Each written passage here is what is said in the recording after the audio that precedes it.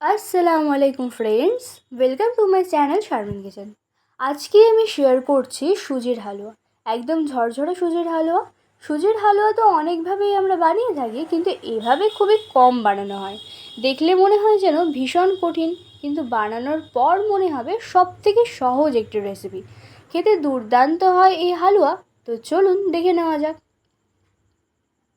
প্রথমে কড়াইয়ে 2 চামচ মতো ঘি দিয়ে কিছুটা কাজু কিশমিশ ভেজে নিচ্ছি।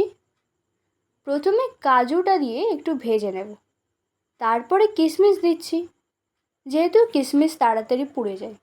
কাজু কিশমিশ একটু লাল করে ভেজে নিয়ে তুলে নিচ্ছি। ওই কড়াইয়ে আরও কিছুটা ঘি দিচ্ছি। এখন দিচ্ছি দারুচিনি, এলাচ ও একটি তেজপাতা। এগুলো দিয়ে একটু ভেজে নিয়ে এখন দিয়ে দিচ্ছি 1 কাপ সুজি। সুজিটা দিয়ে ভালো করে নেড়ে চেড়ে ভেজে নিতে হবে। কিছুক্ষণ নেড়ে চেড়ে ভেজে নেওয়ার পর 1 চামচ গুঁড়ো দুধ ও 1/4 কাপ চিনি দিচ্ছি। চিনি আপনাদের পছন্দ অনুযায়ী বাড়িয়ে কমিয়ে দিতে পারেন, আর গুঁড়ো দুধ না চাইলে না দিতে পারেন, এটি অপশনাল। আর সুজি ভাজার সময় অবশ্যই গ্যাসের ফ্লেম লো রাখতে হবে। সামান্য লবণ দিচ্ছি। ভাজতে ভাজতে সুজির কালারটাও চেঞ্জ হয়ে যাবে ও সুজি ভাজার সুন্দর ঘ্রাণ বার হবে। সেই পর্যায়ে দুধ দিচ্ছি 1 কাপ। আমি 1 কাপ সুজির জন্য 1 কাপ দুধ দিচ্ছি, যেহেতু ঝরঝরে হালুয়া বানাতে হবে। সুজি জিনিস তাড়াতাড়ি দুধ অ্যাবজর্ব করে নেয়, তাড়াতাড়ি শুকিয়ে যায়। এখন নাড়তে নাড়তে সুজিটা শুকিয়ে আসবে। এই পর্যায়ে ভেজে রাখা কাজু কিশমিশ দিয়ে দিচ্ছি।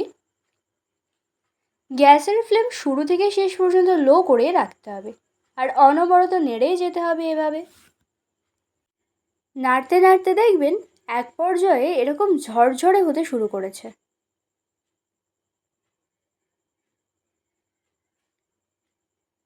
এখন গ্যাস বন্ধ করে এভাবে নাড়তেই থাকবো।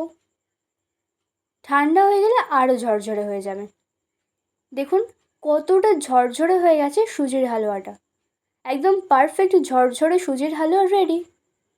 দেখতেই পেলেন কত সহজে কম সময়ে একদম ঝরঝরে দানাদার সুজির হালুয়া বানানো কমপ্লিট। আপনারাও বানিয়ে ফেলতে পারেন একদম সহজে। আশা করছি আজকের ভিডিওটি আপনাদের ভালো লেগেছে। ভালো লাগলে লাইক, শেয়ার, কমেন্ট করে দেবেন।